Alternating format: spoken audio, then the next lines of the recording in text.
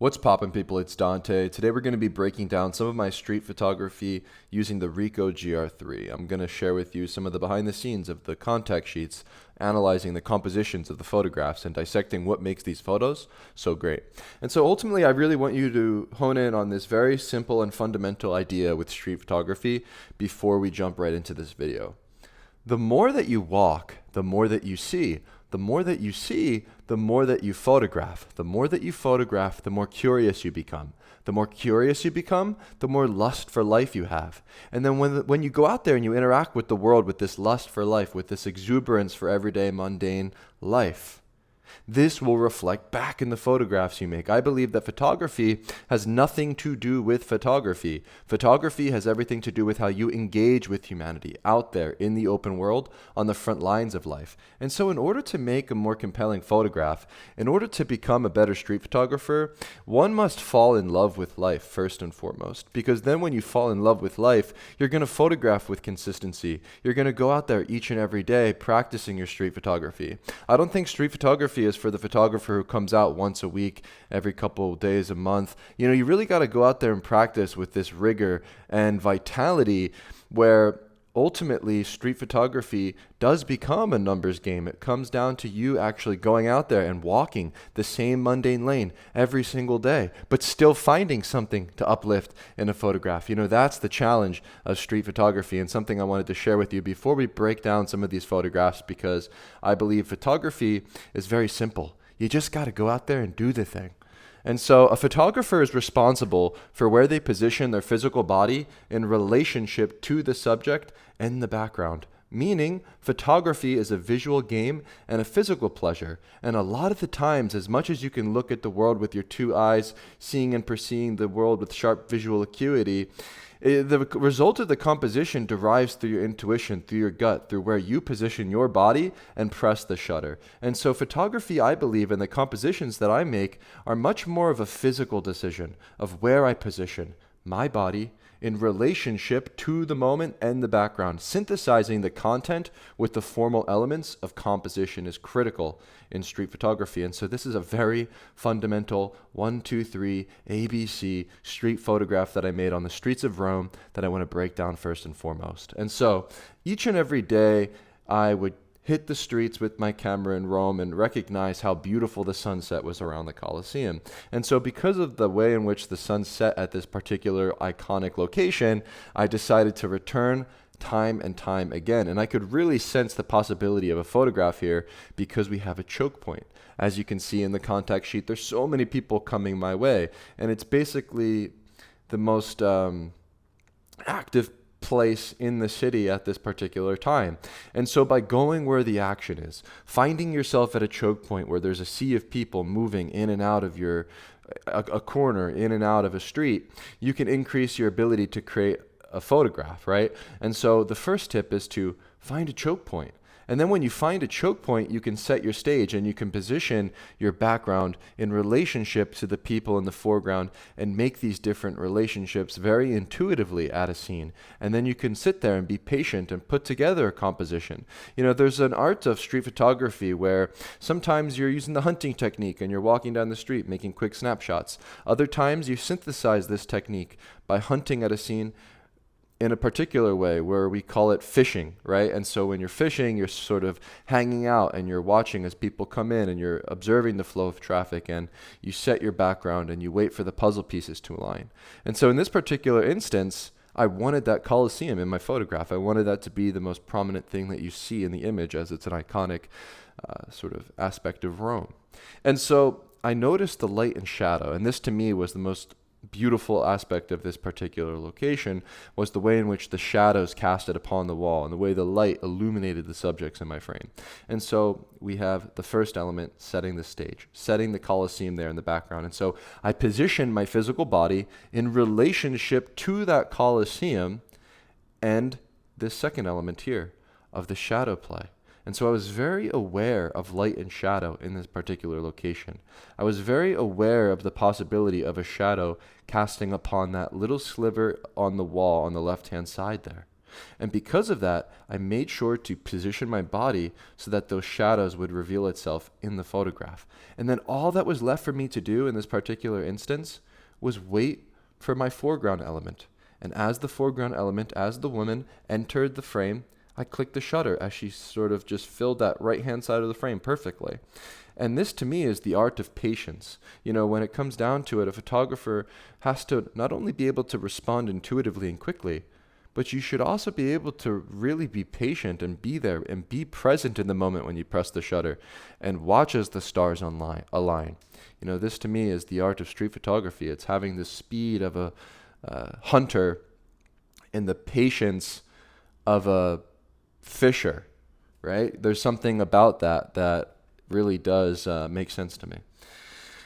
And so street photography, I believe, requires to get close. The closer you are, the better your photographs are going to get. The closer you are to the action, the more impact you're going to have. And so one of my tips for you is to look for events in your town. For instance, here in Philadelphia, in my hometown, we have the Chinese New Year celebration that is absolutely phenomenal to photograph, and I absolutely love photographing this event. And so we have here a contact sheet behind the scenes of the Chinese New Year celebration.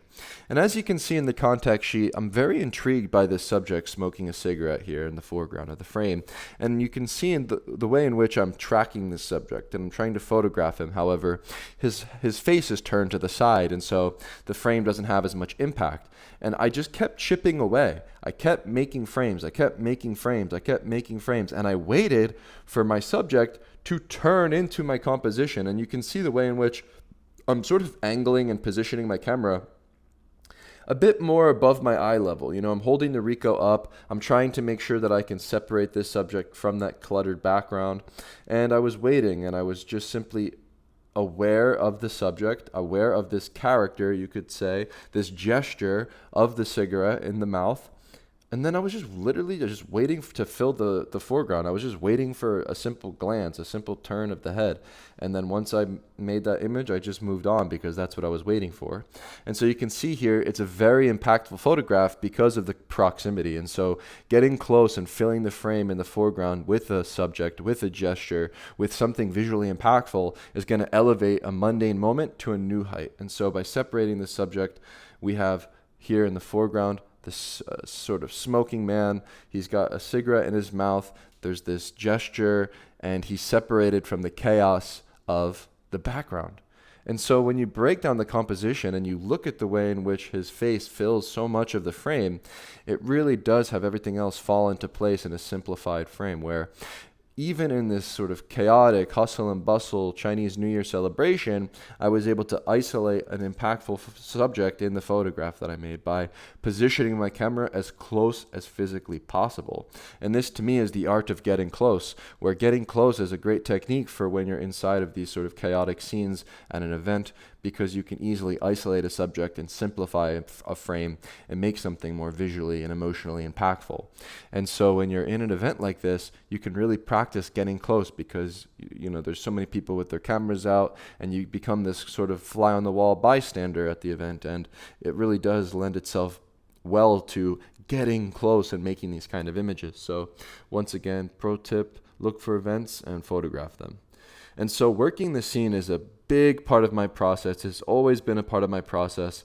And over a decade of photographing, I still practice this technique. And so working the scene is all about being there and being present when you press the shutter. Working the scene is all about watching as life unfolds and photographing your way through that moment and not leaving until that scene unfolds, until that scene leaves you. And so as these men were playing basketball at the scene, I was really intrigued because I've never seen basketball on the beach. And so I went for a trip to New York City and Coney Island, and this was actually my first time on the beach.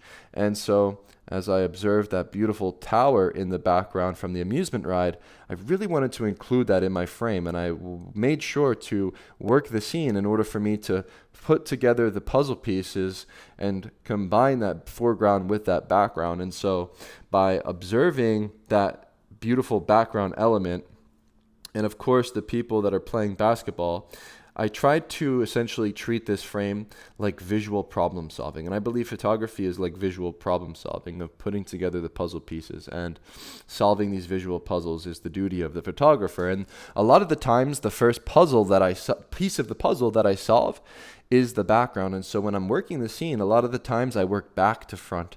And so I'm not just looking at the moment of the man dunking the ball. I'm not just looking at the action, but I'm synthesizing that content. I'm synthesizing the action and the moment itself with the formal elements of composition by placing that amusement ride on the left-hand side in relationship to the man dunking the basketball in the center of the frame and the basketball hoop on the right-hand side, separating my subject against that clean background, against the sky, so that this sort of moment itself becomes easily readable. And I believe that this is something that a photographer is responsible for, is making an image that is easy to read, that is visually impactful. And so once again, working the scene, working back to front, positioning my background firstly, looking at the amusement ride, separating it by positioning it on the left-hand side in relationship to the basketball hoop on the right-hand side. And so you can see here the basketball hoop where it's positioned on the right-hand side, separating that middle ground, using the beach, using the sort of pole of the basketball hoop to create a middle ground element. And then finally waiting for my foreground, waiting for the moment itself of the man reaching up to dunk the basketball. And all I needed to do was wait for him to jump in the middle of the frame. And to center this composition was, I believe, the most impactful decision, as it now is separated from that background. And so essentially I'm treating photography like this visual game, like visual problem solving. And a lot of the times it's easiest to work back to front to synthesize the content with the form. And then we have the result of the photograph here of the man dunking the basketball on Coney Island Beach. And so setting your stage is extremely critical when you're out there and you're shooting street photography. I think a lot of the best street photographs have a clean and simple background. And you don't always need a photograph with something so loud and so impactful as we have here in Rome, a couple holding hands walking along the river here. And this was a very simple moment and not something so loud and impactful, but I believe that by setting a beautiful stage and having a clean and beautiful backdrop, a vista to look at in relationship to this sweet and tender moment, we have a photograph with more impact. And so you can see here in the context sheet, I'm looking to set my stage and I'm watching as these people are walking along the river, and I'm tracking them and I'm analyzing them from one side of the river. And you can see I'm shooting vertical frames at first, and I'm waiting for them to enter the composition.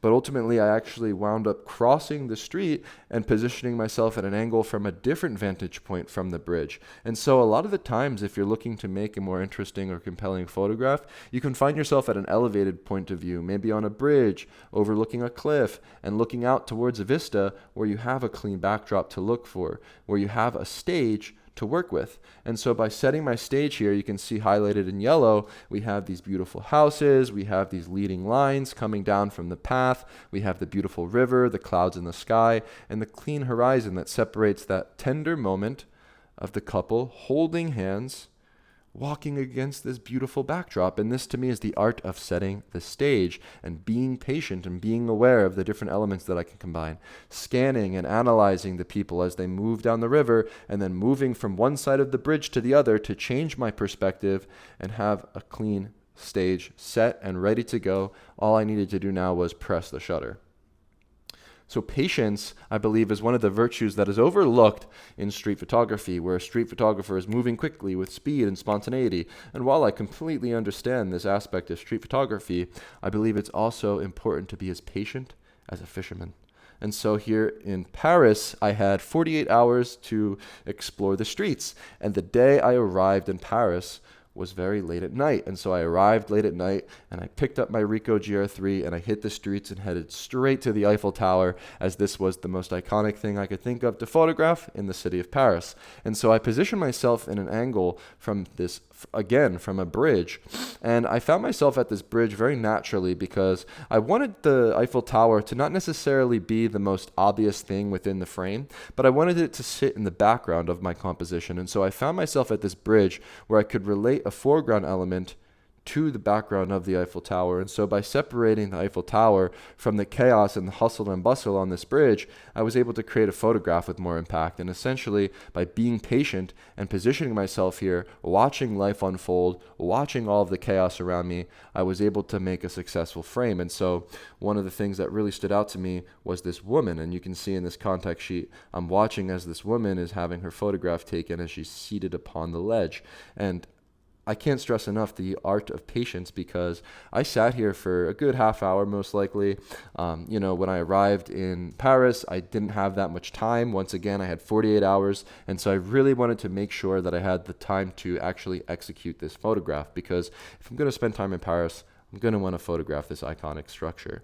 And so by remaining patient and watching and analyzing this moment unfold of this woman posing and laying back and being beautiful, I simply waited for the puzzle pieces to align. So the first compositional decision I made, once again, was working back to front, positioning the Eiffel Tower and the black sky there as it's very low light. I'm shooting at around 1/15th of a second, 1/30th of a second, and I was able to sort of just be patient, position myself in relationship to that background, and click the shutter. And so by separating the Eiffel Tower, we make our first compositional decision. Then I was looking and observing how much chaos was around me. I mean, this was very hard to execute, not only because of the low light situation, but because there were so many people moving in and out of the frame. It was a hectic frenzy. There were so many people on the street, and it was very difficult to make this photograph because of this. However, by simply being patient and clicking the shutter more than less and working through the scene and watching as it unfolds with patience, I was able to then separate the woman, my interest in the frame, against that backdrop of the Eiffel Tower and the chaos within the foreground. And so, once again, patience is a virtue. Remaining patient like a fisherman and speedy like a hunter is critical in the realm of street photography. And these, to me, are some of the most important tips when it comes to making a strong street photograph on the street. And so hopefully you learned something by breaking down some of these frames. If you want to learn more about street photography, feel free to visit my website at dantesisofo.com. You can also visit my YouTube channel at youtube.com/streetphotography. Check out some of my playlists. I have a playlist with these different lectures that I've been making. I've done a lot of different composition breakdowns, a lot of different photo breakdowns, videos with tips and tricks, and also a POV series that you can find from Mumbai, India that I think you'll like. So if this video helped you or you learned something or were entertained by this, thank you for watching. I appreciate you sticking to the end, and I will see you in the next one. Peace.